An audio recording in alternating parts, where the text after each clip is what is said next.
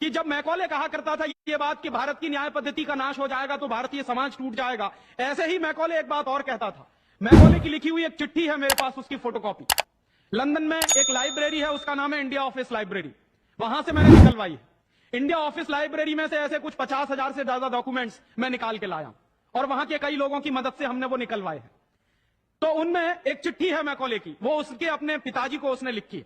जब वो यहां ऑफिसर बन के आया है तो मैकॉले क्या लिख रहा है कि भारतीय समाज को अगर बर्बाद करना है तो भारतीय न्याय पद्धति बर्बाद करो। तो वो करने के लिए उसने आईपीसी बना दिया, सीआरपीसी बना दिया, सीपीसी बना दिया और बर्बाद हुई। दूसरी बात वो कहता था कि भारतीय समाज को बर्बाद करना है तो भारतीय शिक्षण पद्धति का नाश करो। तो मैकॉले कहा करता था कि जो भारतीय शिक्षण पद्धति है, वो खुद मानता था इस बात को, यह दुनिया की सबसे ज्यादा विकसित और सबसे अच्छी पद्धति।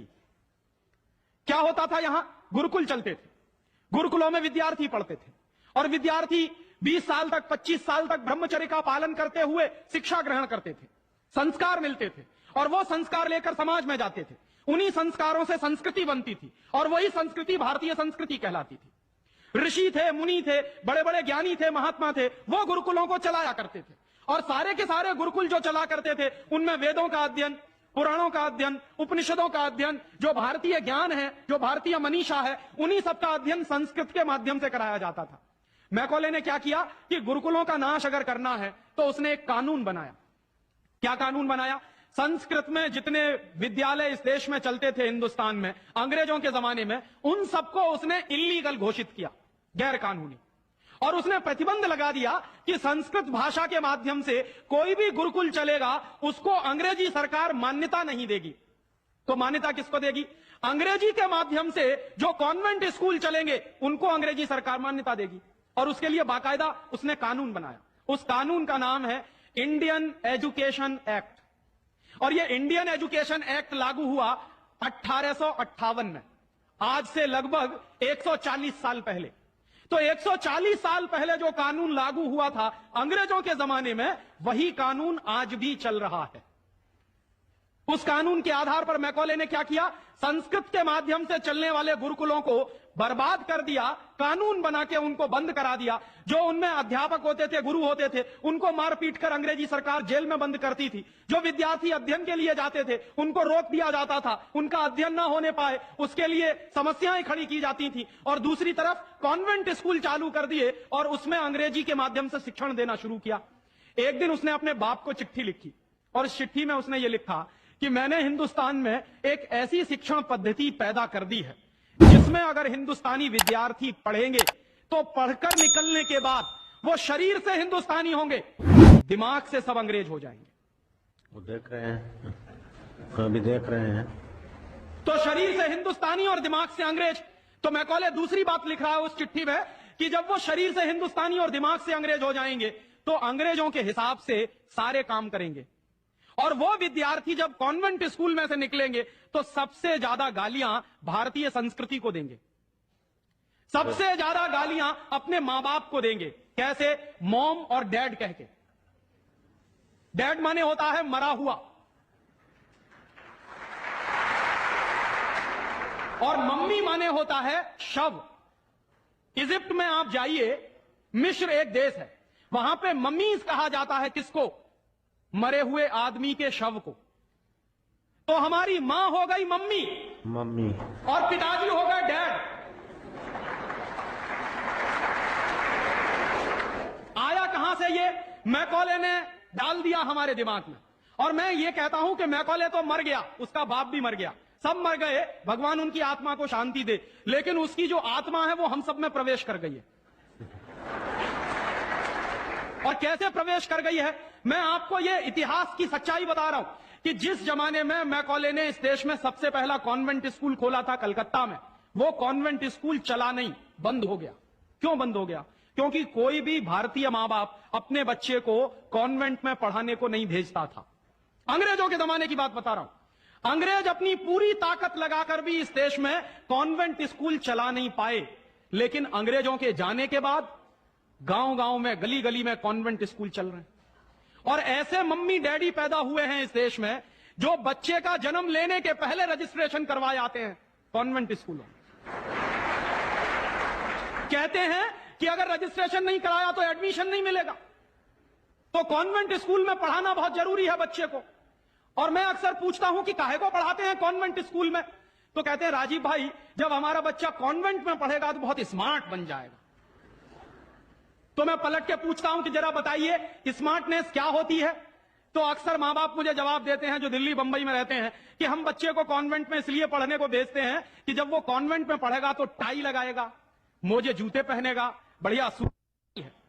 तो अंग्रेजों के देश में टाई इसलिए लगाई जाती है कि वहां ठंडी बहुत पड़ती है, सर्दी बहुत पड़ती है, और एक साल में 6 महीने भयंकर बर्फ पड़ती है। कभी कभी तो यह हालत होती है कि 6-7 महीने सूर्य भगवान के दर्शन नहीं होते। और वहां की जलवायु ऐसी है कि आज अगर सूर्य निकला तो जरूरी नहीं है कि कल भी निकलेगा, परसों भी निकलेगा, नरसों भी निकलेगा। भारत में ऐसा नहीं है, आज अगर निकला है तो कल भी निकलेगा, परसों भी निकलेगा, 3 महीने बाद भी निकलेगा, 1 साल बाद भी निकलेगा, ऐसे ही निकलेगा। इंग्लैंड के लोग ये गारंटी से नहीं कह सकते। तो वहां ठंडी बहुत पड़ती है, सर्दी बहुत पड़ती है। और जिन देशों में सर्दी बहुत पड़ती है, ठंडी बहुत पड़ती है, वहां के लोगों को अक्सर जुकाम बहुत होता है, नाक चलती है।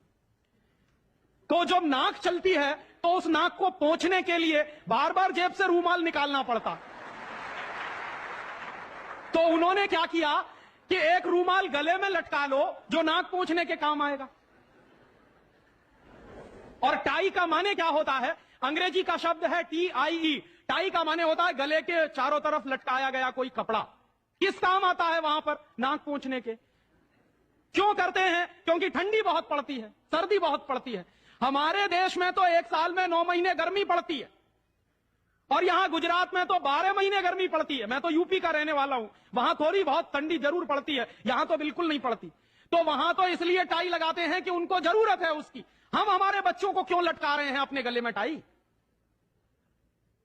मर गए अंग्रेज और चला गया मैकॉले, लेकिन उसकी आत्मा का वास हम सब में हो गया।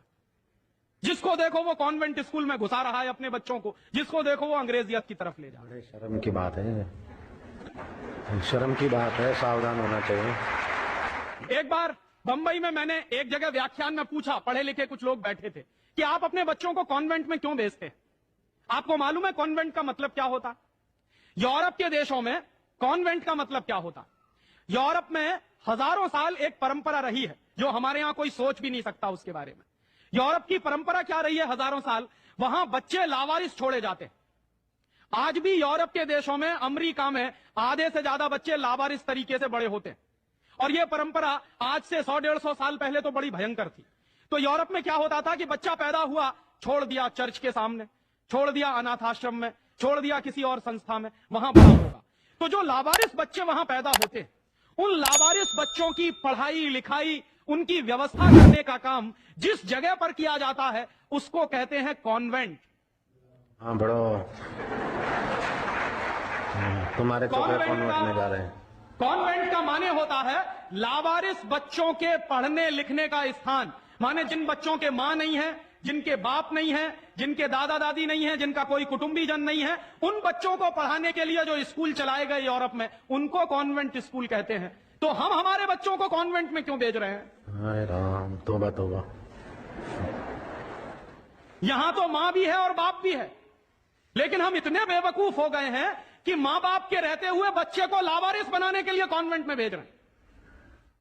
और वहां जाके बच्चे पढ़ते हैं तो क्या पढ़ते हैं? कल जो बापू कह रहे थे किस्से में, वही बंबई में एक दंपत्ति ने मुझे कहा, पति पत्नी थे, कहने लगे राजीव भाई अगर बच्चा अंग्रेजी नहीं पढ़ेगा तो पीछे रह जाएगा। तो मैंने उनसे पूछा आपको मालूम है दुनिया में कितने देशों में अंग्रेजी चलती है? तो कहने लगे अंग्रेजी तो अंतर्राष्ट्रीय भाषा है। मैंने कहा आपको तब जानकारी नहीं है। दुनिया में इस समय 200 देश हैं जो संयुक्त राष्ट्र संघ के नक्शे पर हैं, और उन 200 देशों में से मात्र 12 देशों में अंग्रेजी चलती है। बाकी 188 देशों में उन देशों की अपनी भाषाएं चलती हैं। तो 200 देशों में से मात्र 12 देशों में अंग्रेजी चलती है, तो अंग्रेजी अंतर्राष्ट्रीय कैसे हो गई? अगर 200 में से 150 देशों में अंग्रेजी चलती तो मैं मान लेता कि अंग्रेजी अंतर्राष्ट्रीय भाषा, लेकिन मुश्किल से 12 देशों में जो भाषा चलती है उसको हम कहते हैं कि अंतर्राष्ट्रीय भाषा। और दूसरी बात, उसी दंपत्ति ने कहा कि राजीव भाई अंग्रेजी बहुत समृद्ध भाषा है, बहुत रिच लैंग्वेज है। जो शब्द उन्होंने इस्तेमाल किया, रिच लैंग्वेज माने समृद्ध भाषा। तो मैंने उनसे कहा कि दुनिया में अंग्रेजी से ज्यादा रद्दी दूसरी कोई भाषा नहीं है। क्यों? उसका कारण है उसका कारण है, जानते हैं क्या है? अंग्रेजी में चाचा, मामा, ताऊ, मौसा, फूफा सब अंकल, और काकी, ताई, मौसी और सब आंटी। अब आप मुझे जरा ये बताइए कि मौसा में और फूफा में फर्क होता है कि नहीं होता? क्या आप फूफा को मामा बना सकते हैं? या ये बताइए कि मौसी में और काकी में फर्क होता है कि नहीं होता? क्या मौसी काकी हो सकती है? दुनिया की जिस भाषा में रिश्तों को कहने के शब्द ना हो, वो सबसे रद्दी भाषा है। बिल्कुल ठीक। हमारे यहां हिंदुस्तान में जितनी भाषाएं चलती हैं, हर भाषा में परिवार के रिश्तों को कहने के लिए विशेष शब्द हैं। वहां नहीं है। वहां क्या है? सब इन लॉज हैं, चाहे वो लड़की वाले हों चाहे लड़के वाले हों। पता ही नहीं चलता कि ये लड़के वाले इन लॉज हैं कि लड़की वाले इन लॉज। या तो सब अंकल हैं या तो सब आंटी हैं। क्यों है ऐसा? क्योंकि अंग्रेजी भाषा में रिश्तों को कहने के लिए शब्द नहीं है। कारण क्या है? अंग्रेजी भाषा में शब्दों की बहुत कमी है। और अंग्रेजी भाषा में शब्दों की कितनी कमी है? अगर मूल रूप से देखा जाए तो अंग्रेजी भाषा में मात्र 2600 शब्द हैं कुल मिला के। और दुनिया की तमाम भाषाओं से जो उधार लिया है अंग्रेजों ने, फ्रेंच भाषा में से लिए हैं, जर्मन में से लिए हैं, इटालियन में से लिए हैं, लैटिन में से लिए हैं, तो तमाम भाषाओं से जो उधार लिए हुए शब्द हैं वो मिला दिए जाएं तो कुल मिला के बैठते हैं 12,000। अंग्रेजी के मूल शब्द हैं 2600 और बाकी के शब्दों को मिला दें तो कुल बैठते हैं 12,000। अब आप हिसाब लगाइए, अंग्रेजी में कुल मिला के 12,000 शब्द हैं। गुजराती में आपको मालूम है कितने शब्द हैं? गुजराती भाषा में 40,000 से ज्यादा शब्द हैं। अब आप मुझे यह बताइए कि अंग्रेजी बड़ी हुई कि गुजराती? तो काहे को नहीं पढ़ाते अपने बच्चों को गुजराती में? और एक दूसरा उदाहरण दूं कि अंग्रेजी में कुल मिला के 12,000 शब्द हैं और मराठी भाषा है हमारे देश की, उसमें इस समय 48,000 शब्द हैं। अंग्रेजी से 4 गुनी बड़ी है मराठी। और हिंदी का हिसाब लगाऊं तो अंग्रेजी में इस समय 12,000 शब्द हैं, हिंदी में इस समय करीब 72,000 शब्द हैं।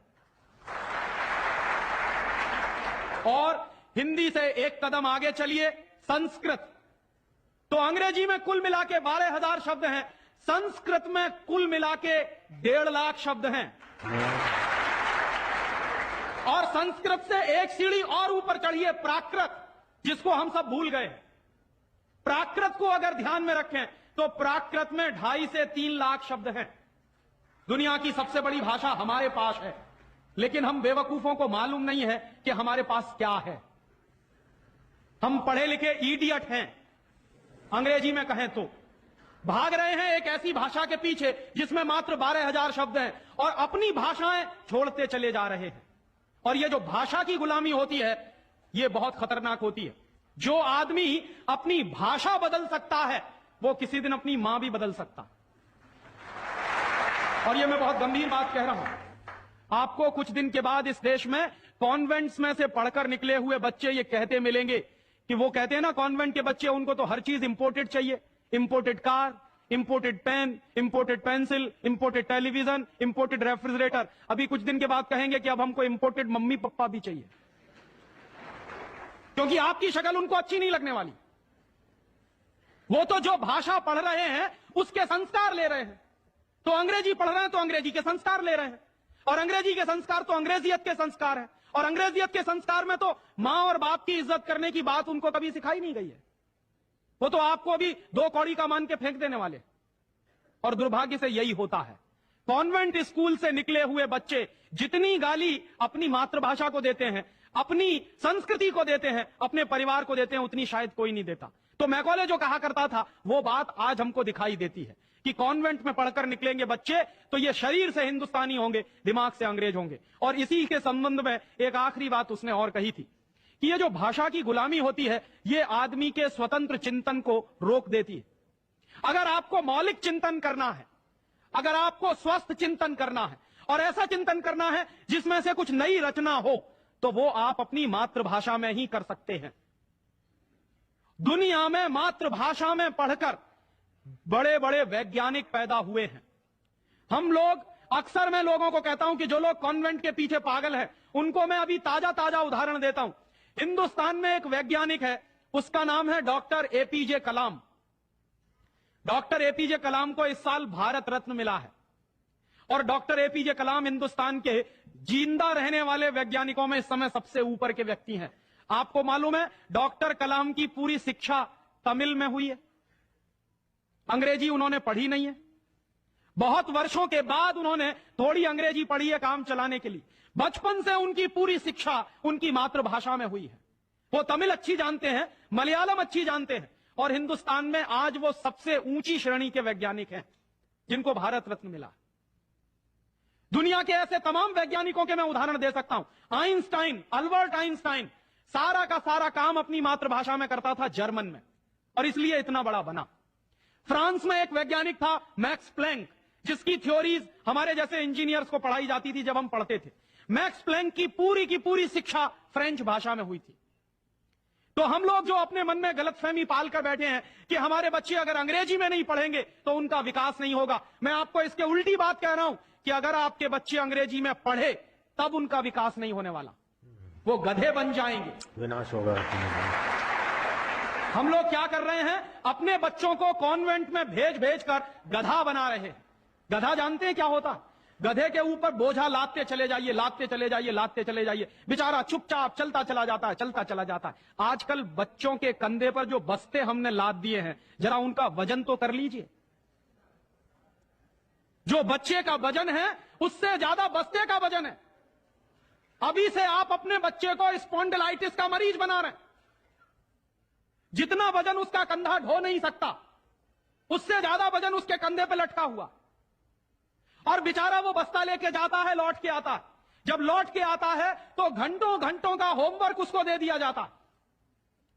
आप क्या करते हैं, अपनी मगजमारी कम करने के लिए उसका एक ट्यूटर रख देते हैं। ट्यूटर क्या करता है कि स्कूल का होमवर्क मिला, ट्यूटर ने अपना होमवर्क दे दिया। बच्चे का खेलना कूदना बंद, और बच्चा अगर खेलेगा नहीं, कूदेगा नहीं, तो उसका विकास कैसे होने वाला? तो या तो आपने फंसा दिया बेचारा होमवर्क। मैं अच्छे अच्छे घरों में जाता हूं, सबके बच्चे क्या कर रहे हैं, होमवर्क कर रहे हैं, सवेरे से शाम तक होमवर्क चल रहा है, कभी खत्म होने में ही नहीं आता। भला हो ऐसे स्कूलों का। और उस होमवर्क में से बना क्या रहे हैं और वो होमवर्क कर क्या रहे हैं? मैं आपको मेरी आप बीती सुनाता हूं, किसी दूसरे की नहीं। मैं भी बचपन में अंग्रेजी में मैं पढ़ा, और मैं सबसे ज्यादा गालियां मेरे मां बाप को देता हूं इसके लिए। मेरे पिताजी ने, वो एक बड़े ऑफिसर हैं, ये करने के लिए कि बेटा अंग्रेजी में पढ़ना चाहिए तो बड़ा बनेगा, तो मुझको भी पढ़ा दिया। अब अंग्रेजी माध्यम की जो पढ़ाई है, अंग्रेजियत की जो पढ़ाई है, वो क्या है? मैं आपको एक सॉलिड एग्जांपल दूं मेरा। मुझको गणित पढ़ाया जाता था। गणित में क्या पढ़ाते थे? एक फॉर्मूला था जो मुझको रटवाते थे क्लास 9th में जब मैं पढ़ता था। क्या फॉर्मूला था? x + y whole square is equal to x square plus 2xy plus y square, x माइनस y whole square is equal to x square minus 2xy plus y square. और अक्सर इसमें गड़बड़ी होती थी, प्लस का माइनस होता था, माइनस का प्लस होता था।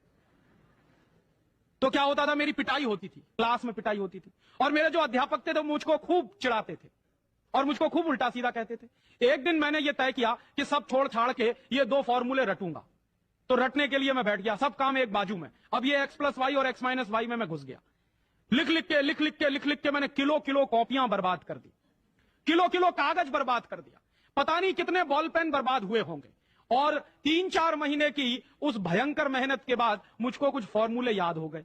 अब वो फॉर्मूले मैं सीख के आया। दुर्भाग्य से मैं बताऊं कि 3-4 महीने के सैकड़ों घंटे बर्बाद करके, अपना खून सुखा के, मार खा के, बेइज्जती बर्दाश्त करके मैंने जो फॉर्मूले पढ़े, वो मेरे जीवन में आज तक कभी काम में नहीं आए। और दूसरे बाजू में मेरी मां ने, जो बहुत पढ़ी लिखी नहीं है, मुझको एक फॉर्मूला सिखाया। क्या सिखाया? एक पहाड़ा सिखाया। आधा, सवाया, 1.5 गुना, 2.5 गुना, 3 गुना, 3.5 गुना, ये मुझे सिखाया। और वो मेरे जीवन में रोज काम आता। लेकिन कहा क्या जाता है कि मेरी मां तो पढ़ी लिखी नहीं है, पीएचडी नहीं किया उसने। तो जो बिना पीएचडी होल्डर है, जिसने कुछ पढ़ा लिखा नहीं है, आज की भाषा में, उसने मुझे ऐसी चीज सिखाई जो जीवन में रोज काम आती है। और जो बड़े बड़े पीएचडी होल्डर प्रोफेसर्स ने मुझे सिखाया, वो जीवन में कभी काम नहीं आया। और आप अपने बच्चों को यही पढ़ा रहे हैं। कॉन्वेंट स्कूल के जितने क्यूरिकुलम हैं और उसमें बच्चे जो कुछ पढ़ रहे हैं, उसमें से 95% बेकार जाने वाला है।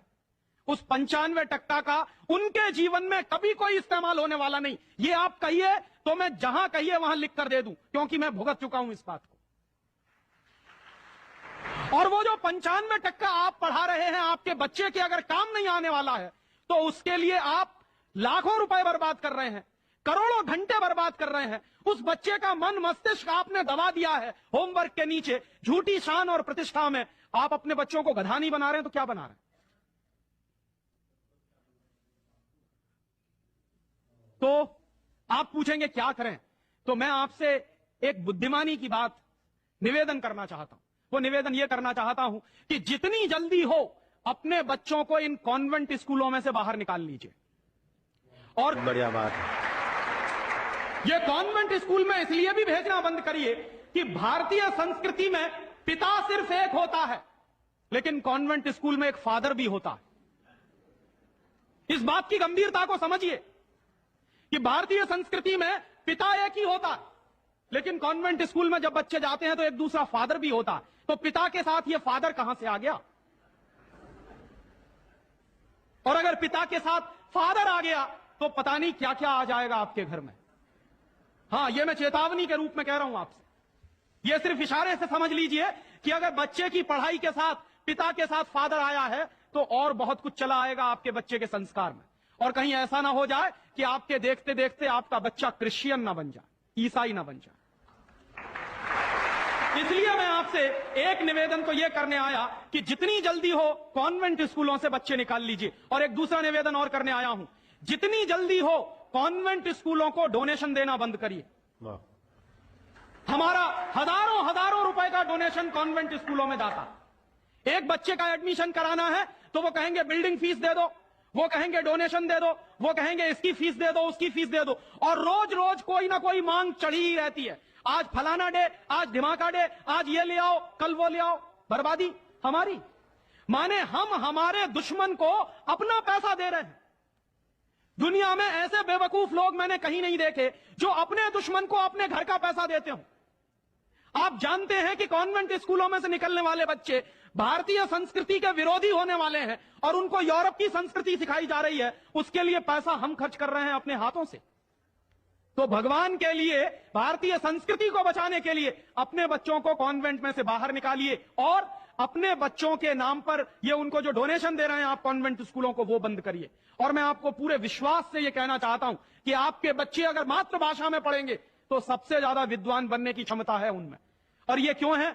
दुनिया के सारे मनोवैज्ञानिक एक ही बात पर अब पहुंचे हैं, जो बात हमारे लोग बहुत पहले से कह गए। अभी यूरोप के लोग आज उस निष्कर्ष पे पहुंचे। क्या कहते हैं? बच्चा अगर मातृभाषा में पढ़ता है तो उसको जो सुविधाएं मिलती हैं, जो फायदा होता है, वो दूसरी भाषा में नहीं मिलती। जैसे उदाहरण के लिए मैं आपको बताऊं और आप इसको प्रयोग के रूप में करिए। आपकी मातृभाषा अगर गुजराती है और आप अपने बच्चे को गुजराती में पढ़ाइए तो कोई सवाल आप उसको दीजिए गुजराती में याद करने के लिए, जितनी जल्दी वो याद कर लेगा उस सवाल को, अगर वही सवाल आप अंग्रेजी में दीजिए उसको तो कम से कम 6 गुना समय लगेगा उसको। अगर वो 1 घंटे में गुजराती में कोई चीज याद करेगा तो 6 घंटे लगेंगे उसको अंग्रेजी में याद करने के लिए। और अंग्रेजी में भी उसको याद नहीं होगा, वो रटेगा पोपट की तरह से। जैसे पोपट होता है ना, रट लेता, वैसे ही रटेगा। और रटने के बाद क्या करेगा? इम्तिहान में लिख कर आएगा। इम्तिहान में लिख कर आया, उसके 2 दिन बाद पूछिए कि तुमने परसों क्या लिखा है, उसको कुछ याद नहीं। ऐसे ज्ञान का करेगा क्या वो? जो ज्ञान उसको 2 दिन भी याद न रहे, जो जानकारी उसको 2 दिन भी याद नहीं रहने वाली, उस जानकारी का वो अपने जीवन में करने वाला क्या है? और इसके दूसरी तरफ आप ये करके देख लीजिए, छोटी छोटी कहानी, छोटे छोटे किस्से, छोटी छोटी कथाओं के माध्यम से, मातृभाषा के माध्यम से आप उसको कोई बात सिखा दीजिए, वर्षों वर्षों जिंदगी भर उसको वो बात याद रहेगी। मुझे भी याद है, मेरी दादी मां ने कहानी के माध्यम से जो संस्कार मुझ में दिए हैं वो अभी भी मुझे याद है। लेकिन मेरे स्कूल में जो संस्कार मुझे दिए गए वो मैं भूल चुका हूं, क्योंकि विदेशी भाषा में मैंने लिए। तो ये खराब होता। और एक इसी के साथ एक आखिरी निवेदन कि अंग्रेजों ने जिस तरह से बर्बाद किया है भारतीय समाज को, कम से कम अब अगर हमको ये चेतना आती है तो इसको हम बचाएं। मुझे लगता है कि सबसे बड़ा काम और सबसे पहला काम कॉन्वेंट स्कूलों के बंद कराने का, और वो हम सब मिलकर ही कर सकते हैं, अकेला कोई नहीं करेगा। अगर हम सब कॉन्वेंट स्कूलों का बहिष्कार करने का संकल्प ले लें तो फिर से नए गुरुकुल खड़े हो सकते हैं। जो दान आप कॉन्वेंट स्कूलों को देते हैं, वो दान अगर गुरुकुलों को मिलना शुरू हो जाए तो गुरुकुल चलने भी शुरू हो जाएंगे, उनको प्रतिष्ठा भी मिल जाएगी, उनको सम्मान भी मिल जाएगा। अगर हमारी गलती से बर्बादी आई है तो वो गलती आज हम सुधार लें। और ऐसे ही एक दूसरी आखिरी बात कि अंग्रेजियत हमारे मन में बहुत गहरे घुस गई है, और ये अंग्रेजियत जो होती है बहुत खराब होती है। कई बार मैं कहता हूं कि अंग्रेजी भाषा से ज्यादा खतरनाक है अंग्रेजियत। महात्मा गांधी अक्सर ये कहा करते थे कि अंग्रेज चाहें तो रहें, लेकिन अंग्रेजियत जानी चाहिए। ये अंग्रेजियत क्या है? हमारे सबके घरों में, सबके मन में एक तरह का लालच बैठ गया है। हर एक आदमी को इस देश में इंपोर्टेड माल चाहिए, विदेशी कंपनी का माल। किसी भी साधारण से साधारण बच्चे को कहो कि देखो मेरे पास इंपोर्टेड पेन है, तुरंत हाथ फैला देगा, लाओ दे दो। वो बच्चा चाहे जितना पढ़ा लिखा हो, माने इंपोर्टेड के नाम पर भीख मांगने में भी शर्म नहीं आती। उसी बच्चे को आप कहिए कि भगवान का प्रसाद है तो हाथ पीछे खींच लेगा, इंपोर्टेड पेन है तो तुरंत हाथ फैला देगा। गुलामी इतने गहरे बैठ गई, और ये जो इंपोर्टेड माल की गुलामी होती है, इसी गुलामी ने हमारे देश को बर्बाद किया है। अंग्रेजों के जमाने में इस देश में अंग्रेजों का माल बिकता था इसलिए कि अंग्रेजों की गुलामी चलती थी, इसलिए क्योंकि अंग्रेजों की कंपनियां यहां चलती थी। दुर्भाग्य से आज वही फिर हो गया है। गांव गांव में परदेशी कंपनियां घुस गई हैं, परदेशी कंपनियों का माल घुस गया है। हम सबके घरों में परदेशी कंपनियों का माल आता है। सवेरे से लेकर शाम तक कि जब मैकॉले कहा करता था ये बात कि भारत की न्याय पद्धति का नाश हो जाएगा तो भारतीय समाज टूट जाएगा, ऐसे ही मैकॉले एक बात और कहता था। मैकॉले की लिखी हुई एक चिट्ठी है मेरे पास, उसकी फोटोकॉपी। लंदन में एक लाइब्रेरी है, उसका नाम है इंडिया ऑफिस लाइब्रेरी, वहां से मैंने निकलवाई है। इंडिया ऑफिस लाइब्रेरी में से ऐसे कुछ 50,000 से ज्यादा डॉक्यूमेंट्स मैं निकाल के लाया, और वहां के कई लोगों की मदद से हमने वो निकलवाए हैं। तो उनमें एक चिट्ठी है मैकॉले की, वो उसके अपने पिताजी को उसने लिखी। जब वो यहां ऑफिसर बन के आया है तो मैकॉले क्या लिख रहा है कि भारतीय समाज को अगर बर्बाद करना है तो भारतीय न्याय पद्धति बर्बाद करो। तो वो करने के लिए उसने आईपीसी बना दिया, सीआरपीसी बना दिया, सीपीसी बना दिया, और बर्बाद हुई। दूसरी बात वो कहता था कि भारतीय समाज को बर्बाद करना है तो भारतीय शिक्षण पद्धति का नाश करो।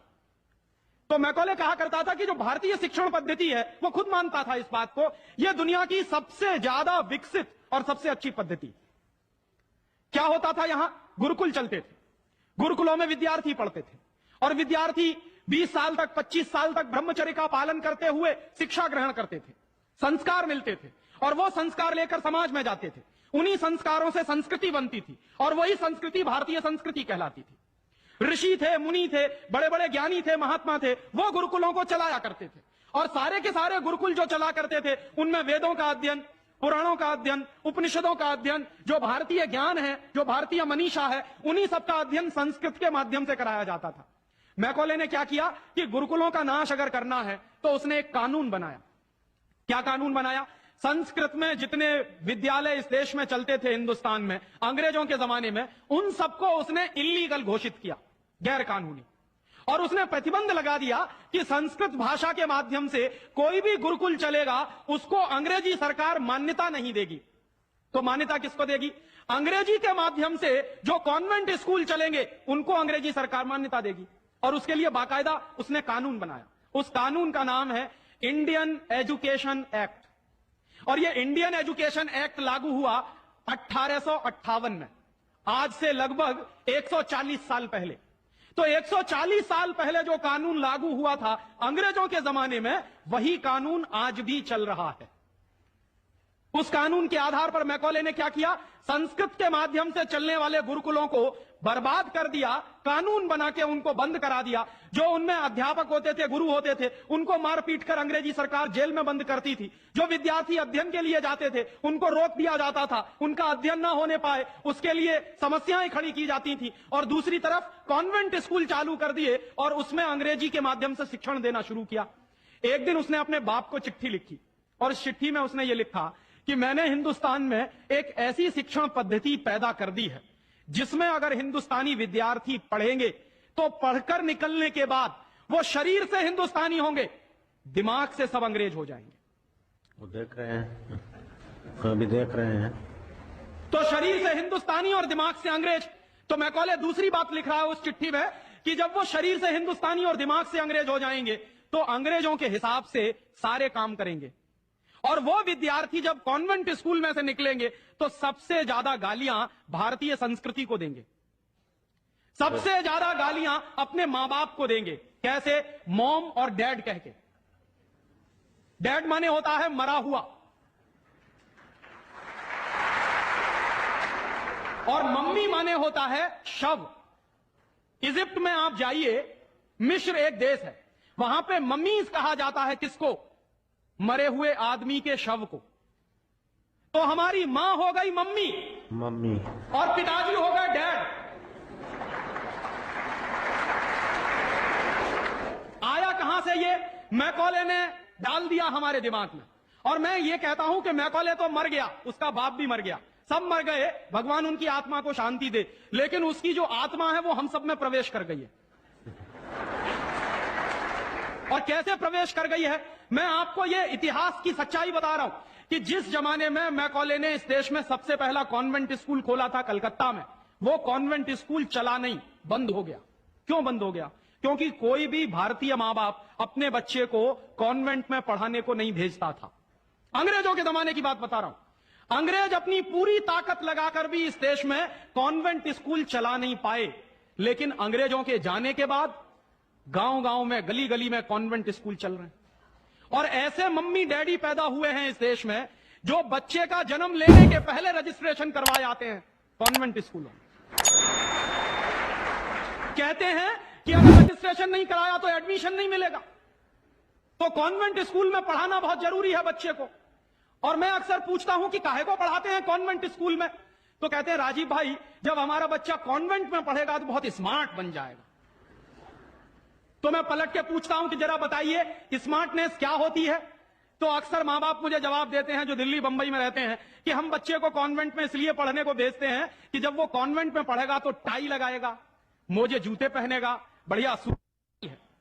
तो अंग्रेजों के देश में टाई इसलिए लगाई जाती है कि वहां ठंडी बहुत पड़ती है, सर्दी बहुत पड़ती है, और एक साल में 6 महीने भयंकर बर्फ पड़ती है।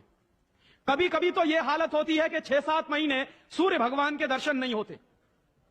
और वहां की जलवायु ऐसी है कि आज अगर सूर्य निकला तो जरूरी नहीं है कि कल भी निकलेगा, परसों भी निकलेगा, नरसों भी निकलेगा। भारत में ऐसा नहीं है। आज अगर निकला है तो कल भी निकलेगा, परसों भी निकलेगा, 3 महीने बाद भी निकलेगा, 1 साल बाद भी निकलेगा, ऐसे ही निकलेगा। इंग्लैंड के लोग ये गारंटी से नहीं कह सकते। तो वहां ठंडी बहुत पड़ती है, सर्दी बहुत पड़ती है।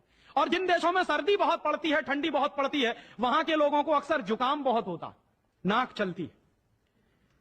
तो जब नाक चलती है तो उस नाक को पोंछने के लिए बार बार जेब से रूमाल निकालना पड़ता। तो उन्होंने क्या किया कि एक रूमाल गले में लटका लो जो नाक पोंछने के काम आएगा।